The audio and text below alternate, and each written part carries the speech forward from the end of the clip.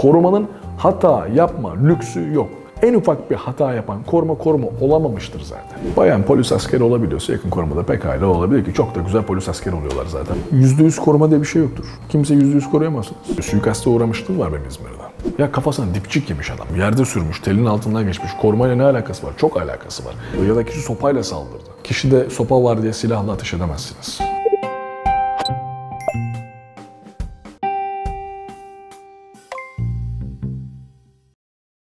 Bu bölümde Süleyman Kocabıyık ile başlarım böyle işe diyeceğiz. Süleyman Kocabıyık, uluslararası yakın koruma ve eğitmen. Hoş geldin Süleyman. Hoş bulduk. Kendinden biraz bahseder misin? 33 yaşındayım. 95 yılından beri dövüş sporlarıyla uğraşıyorum. Judo ile başladım. Profesyonel olarak judo yaptım 12 yıl. İkinci dana kadar geldim. O arada boksla ilgilenip sonra Wing Chun'la tanıştığım bir dönem oldu. 2004'ün sonu 2005 başları Wing Chun'la başlayarak bu zamana kadar geldim. Türkiye'de en genç yaşta usta unvanı alanlardan bir tanesiyim. Sifu unvanı aldım. Yakın koruma nedir? Ne iş yapar yakın korumalar? Öncelikle insanların dövüş sporlarıyla kendini korumayı amaçlamasıyla başlayan bir süreçtir yakın koruma dediğimiz olay. Ama bizim yaptığımız mesleki anlamdaki yakın koruma değil, kişinin kendini korumak anlamındaki yakın koruması bu. İş adamları sürekli böyle sporu kendini koruyacak zamana ayıracak insanlar değiller. Ne yapıyorlar? Haliyle bu işte profesyonel olan kişiler ihtiyaç duyuyorlar. Aslında bir yakın koruma sadece kişiyi bedenen korumaz. Huzurunu korumakla mesuldür. Aynı şekilde psikolojisini korumakla da mesuldür. Sağlığını korumakla da mesuldür. Yani yakın koruma kişiyi kavgadan uzak tutmak ya da herhangi bir beladan uzak tutmaya yaramaz. Yakın koruma kişinin sağlığından, huzurundan, psikolojisine kadar her şeyinden mesuldür. Ailesinden de mesuldür. Yediği yemeğin tuzuna kadar mesuldür. Peki nasıl yakın koruma olunur? Okulu, kursu, belgesi var mı bu işin?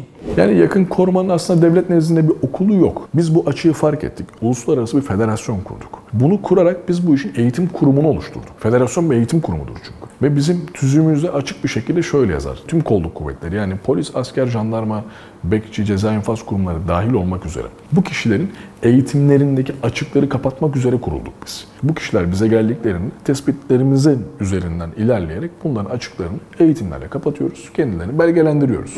Herkes yakın koruma olabilir mi? Bu işi yapmak için ne gibi yetenekler ve özelliklere sahip olmak gerekir? Herkes kendi yeteneği kadar olabilir. O yüzden herkes eğitim alabilir. Eğitim alması için sabıka kaydının olmaması, 18 yaşının üstünde olması yeterli. Herhangi bir rahatsızlığa sahip olan kişiler yakın koruma olabilir mi? Örneğin göz rahatsızlıkları, gözlük, lens kullanan, işitme cihazı kullananlar. Bir kere işitme cihazı kullanan olamaz. Gözde miyopluk varsa olamaz. Çünkü çok iyi görmesi lazım. Bizim işimiz görmek, takip etmek, duymak. Çünkü ani bir olay esnasında komutu alabilmesi lazım. Yani o duymuyor diye biri ölebilir orada. O yüzden bu iki rahatsızlık özellikle ya da bedende, bacakta bir aksama mesela bunlar yapamaz. Ama boyla ilgili bir sorunumuz yok. Yani komik gelebilir. Yani böyle devasa bekliyor. 1.30'luk adam da koruma yapabilir. Ama korumanın hangi bölümünde durur? Şimdi korumanın içinde görevleri vardır, kolları vardır. Yeter ki sen kendi meziyetlerine göre bir görev edinebil. Yoksa boyun çok bir önemi yok. Nasıl iş bulur yakın korumalar? İşi bulabilmesi için öncelikle bu kişinin işine hakim olması lazım. İşi bildiğini belli edebiliyor olman lazım ve bunu iyi satabilmen lazım. Aslında kendini pazarlayacaksın. Biraz amiyanesi bu. Zannediyorlar işte Galatasaray'ı korudunuz, ben de koruyabilir miyim? Ya hadi git dene bakalım. Yani Galatasaray bir tane. Kaç kişi koruyacaksın? Kolay zannediyorlar. Üst segment çalışmak çok zor. Ama ne yapabilirsin? Bir iş adamını koruyabilirsin. İş adamı çok. İlanlarını takip edeceksin. Bir belediye başkanı yanına istediği kadar koruma alabilir. 800-850 tane ilçemiz var bizim. Yani bu kadar belediye başkanı yani yelpaze geniş. Her birine başvuru yapsan biri alacaktır herhalde işte. Çünkü koruma sayısı aslında o kadar yüksek değil. Referans, kaba tabirle torpil etken midir bu işte? Koruma sektöründe torpil yapılması bana çok uygun gelmiyor. Fakat şöyle bir şey var. Benim de korumalarım var. Şimdi bana birisi koruma olmak istese, kardeşim Gökhan işte abi ben bu adama kefilim dese gözüm kapalı alırım. Niye? Çünkü canımı feda edebilecek kadar güvendiğim bir adam kefil olmuş. Ama bu sayısı azdır bunun. Torpil bu kadar yukarılarda işe yarar. Bakan da şuna bakar.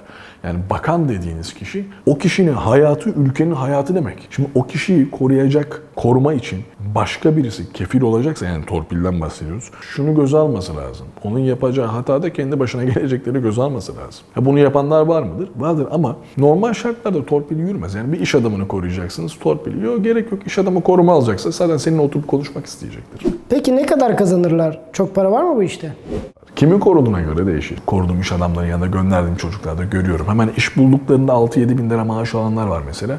Yüksek bir rakam değil bizim iş için. aylık 15-20 milyar alanlar var şahsen. Ben alıyordum o paraları yani 20-25 aldım bilirim. Ama sen işi buldum nasıl olsa 6-7 bin lira ya da 5 bin lira çok önemli değil. Paramı alıyorum. Gidiyorum geliyorum şoförlük yapıyorum ya da koruma yapıyorum şunu yapıyorum. Hiç poligona gidip kendini yenilemiyorsun. Self defans eğitimlerine kendini geliştirmiyorsun. Bir sorun bir problem olduğuna ne yapacaksın? O 7 bin lira seni korur belki de adam nasıl koruyacak? Biz insanlara bunu anlatıyoruz. Birini koruyorsun, iş buldun harika. Geliştir kendini. Kendini başarı için geliştirmeye başlarsan para kendiliğinden gelir. Para için çalışırsan başarıyı kaybedersin, zamanla parayı da kaybedersin. O yüzden önce itibar ve başarı. Yabancı dil bu sektörde nasıl bir öneme sahip? Bir kere yabancı dil bilmeyen bu işi yapamaz. Yabancı dil bilmesindeki sebepler şu. Koruduğunuz şahıs kim olduğu hiç önemli değil, yurt dışına çıkacak.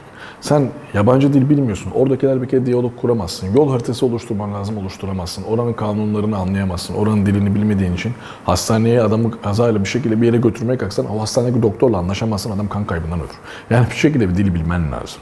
Dil kan demektir bizde. O yüzden İngilizce ana dilin gibi bilmiyorsan bile çat pat da olsa bir ilginiz alakanız olmadı, hiç alakan yoksa, içinden gelmiyorsa koruma sektörüne hiç girme. Peki belgesi olmayan, eğitim almayan ve ehil olmayan kişiler bu sektörü nasıl etkiliyor?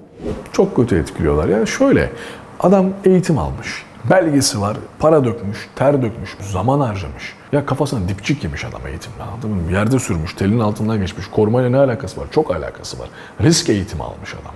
Adam bunu almış, öbürü hiçbir şey bilmiyor. Bu adam belgelenmiş, fiyatı yüksek. Bu adam diyecek ki ben aylık 8 bin lira istiyorum, öbürü 3 bin lira yapıyor bu iş.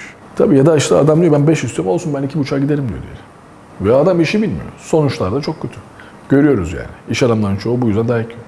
Olası kazalar ve yaralanmalar için nasıl eğitimler alınıyor? Tabii kişilere ilk yardım eğitimi veriliyor. Hatta biz kişileri korurken ne olur ne olmaz diye aracımızın bagajında mutlaka elektroşok verdikleri cihazın ufak modülü vardır. O cihazdan aracımızda bile bulundururuz. O kadar dikkatliyizdir. Yakın korumalar görevi esnasında çevrelerine verdikleri zararlara karşı hukuki ya da yasal anlamda korunuyorlar mı? Bir olay anında koruduğu VIP'ye bir saldırı oldu. Orantılı güçlerimiz bir olay var, değil mi? Biri VIP'yi kaçırırken biri eğer silahlı saldırı varsa silahını kullanabilir ama orantılı kullanması lazım. Ama gidip kafasından vuramaz. Çünkü önceliği ateş etmek değil, önceliği VIP'yi kaçırmak. Ya da kişi bıçakla saldırdı. Ani müdahale, bu çok yakın temastır. Orada tabii ki bu refleks alan kişinin kolunu bacağını kırmış olabilir. Ya da kişi sopayla saldırdı. Orada yakın mesafeye girdiği için ve bir anda müdahale edip kişinin bir taraflarını kırmış olabilir, kırmamış olabilir. Kişiyi paketlemiş olabilir. Müdahale edebilir ama ne dedim? Orantılı olması lazım. Kişide sopa var diye silahla ateş edemezsiniz. İşinde başarılı olamayan, hata yapan yakın korumaları ne gibi sonuçlar bekliyor? Bir kere %100 koruma diye bir şey yoktur. Kimse %100 koruyamazsınız. Şöyle bir şey söyleriz. %100 koruyamazsın ama sen o yüzden hata yapamazsın. Korumanın hata yapma lüksü yok. En ufak bir hata yapan koruma olamamıştır zaten. Başına gelen ilginç bir olayı bizimle paylaşabilir misin? Biz kimsenin hayatını kimseye anlatmayız. Biz de ölene kadar mezara kadar gider. Ama çok bilinen bir şey anlatabilirim. George Hacı'yı İstanbul'a aldık işte. Levent Erdem Kapalı Spor Salonu'nda Darül Ceze'nin yararına bir gece yapılmış. Konserler veriliyor işte dünya futbol yıldızları orada, Türk futbol yıldızları orada vesaire falan. Tabii sahanın etrafındayız. Hacı'yı gözlüyoruz. Sadece tek koruyacağımız kişi o. Bakıyoruz koşturuyorlar falan. Tam top oynuyor falan filan derken bir 20-25 dakika geçti. Baktık Hacı sahanın öbür tarafına atlamaya gitti bir anda. Yani çıkacak sağdan çıkacak ama biz bu taraftayız. Nereden baksanız 70-80 metre. Biz sahanın ortasına atladık, peşinden gidiyorduk. O da futbolcudan bir yere düştü. Sonra biz atladık falan. Hacı tam düşüyordu, yakaladık. Yani bu tip ilginç olaylar. Daha fazlasını yaşayamazsınız. Mesela Ceza'yı korudum işte, rapçi sanatçımız Ceza'yı. Sahne aldı, sahneden indi vesaire. Şakır şakır yağmur yağıyor orada. Hanımefendinin bir tanesi arka taraftan girmeye çalışıyor işte Ceza'yı görmek için. Hayran doğal olarak. O sırada tam içeri girecekti. Kişi tabii biz müsaade etmiyoruz ama bayan olduğu için dokunamazsınız. Nazik olmanız lazım. Uyarıyoruz, çok alkollü. Bir anda taciz ediyorlar diye bağırdı. Şimdi gülmeye başladım ben orada. Böyle baktım, niye gülüyorsun dedi. Yalan söylemeyi beceremiyorsunuz dedim. Lütfen dedim önden sokalım, biletinizi ben alacağım dedim. Biletini satın aldım, içeri soktum. Yani olabiliyor böyle şeyler. Bizim amacımız insanları kırmak, rencide etmek değil. Orada heyecanı çok yüksek. Bir insanı dizginleyebilmek önemli. Kalbini kırmamak önemli. Çünkü o hayran. O girecek oraya. Yani onun için aldığım 50 liralık bilet bana zarar vermez. Ama onun gönlünü yapmış olmak benim için çok bir şeydi. Cinsiyeti var mı bu işin? Bayanlar yakın koruma olabiliyorlar mı? Ya da özellikle tercih edilen durumlar var mı?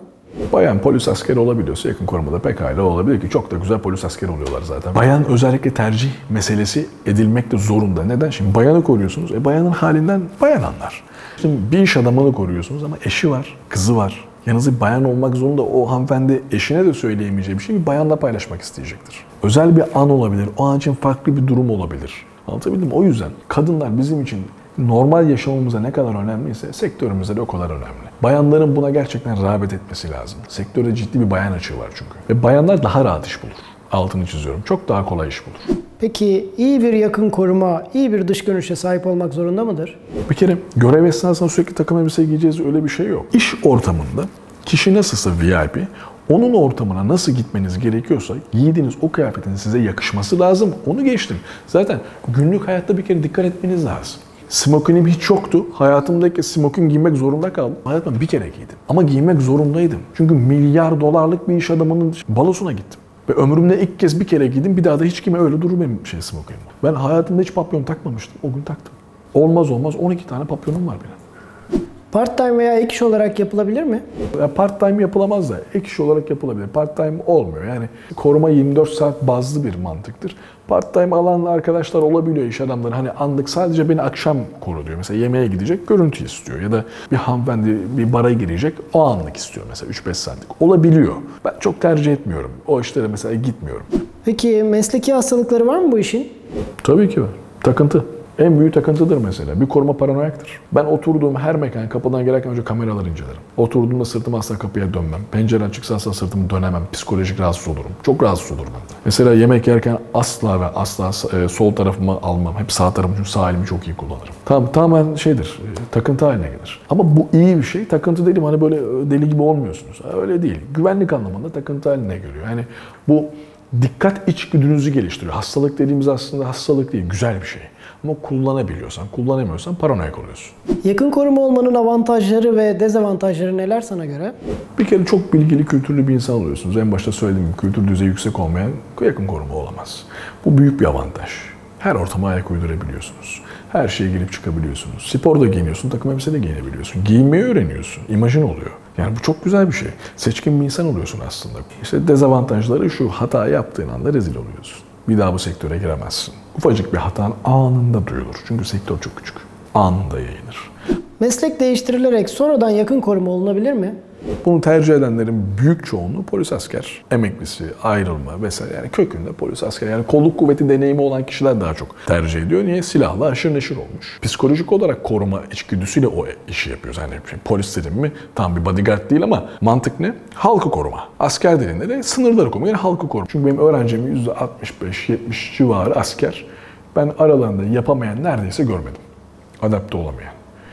Mesleğini seviyor musun? Ben aşığım mesleğime ya. Sevmek ne kelime ya. Ya bir kızım, bir oğlum var. Emin ol, onları sevdiğim kadar seviyorum mesleğimi. Nesini seviyorum? Bir kere heyecanlı. Koruma yapmak çok heyecanlı bir iş. Ben her işimde heyecanlıyımdır. Ama en çok sevdiğim iş bunu öğretmek. Öğretirken daha büyük keyif alıyorum. Ölümle burun buruna geldiğin oldu mu hiç? Sıcak çatışmada bulundun mu? Ve bu bilinen bir şey. Suikaste uğramıştım var benim İzmir'de. Şöyle bir yola girdim. Yol tek yön. Ben böyle gidiyorum. Yol geliş.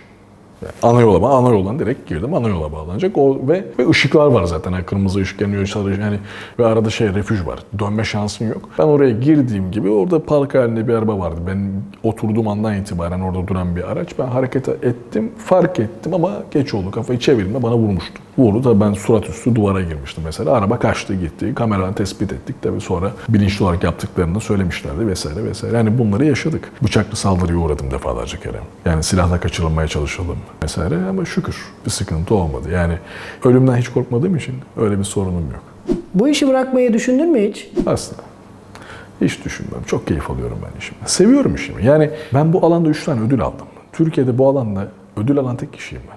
Bu kadar şey yapıp takdir gördükten sonra ya niye bırakayım ki? Başlarım lan böyle işe dediğin bir olay oldu mu? Yani aşırı kapris. Yani bir beyefendiyi koruyorsunuz, eşinin kaprisini çekiyorsunuz. Bizim için o hanımefendi koruduğumuz kişiden daha önemli. Çünkü koruduğum kişi için kendinden daha önemli. O yüzden o kişinin kaprisi, onu biz orada kız kardeşimiz gibi görüyoruz. Eşi daha büyükse annemiz, ablamız gibi görüyoruz. Onun kaprisini aslında nazını, sineye kardeşimizin nazını çeker gibi çekiyoruz. Yani o gözle bakmak zorundasınız ki çekebilirsiniz, yoksa bu işi yapamazsınız. Peki meslek olarak yapılır mı bu iş gerçekten? Tabii ki yapılır. Yapılır. Amaca göre değişir ama ben zengin olayım diyorsanız yapmayın. Tabii çünkü sürekli değil bu iş. Son olarak bu işi yapmak isteyenlere neler tavsiye edersin? Çok kitap okusunlar. 1. Atış eğitimine önem versinler. 2. Ama silah delikanlılık zannetmesinler. 3. Dördüncüsü, ağzından çıkan söze dikkat edeceksin. Söz ağzından çıkana kadar söz senin, söz çıktıktan sonra sen sözün eserisindir. Bizim koruma sektöründe bu çok önemli. Boş yere atıp tutmayacaksın işte. Egolu olup ama egonu bastırabileceksin. Bilgini kullanacaksın işinde ama egoist olmayacaksın. O yüzden donanımlı olması lazım. Yüzmeyi çok iyi biliyor olması lazım. Koruduğun kişi havuz başına gittiğinde boğulabilir. İhtimaller, sonsuz ihtimal üzerine her şeyde kendini geliştirmesi lazım. Bu keyifli sohbet için çok teşekkür ederim. Rica ederim.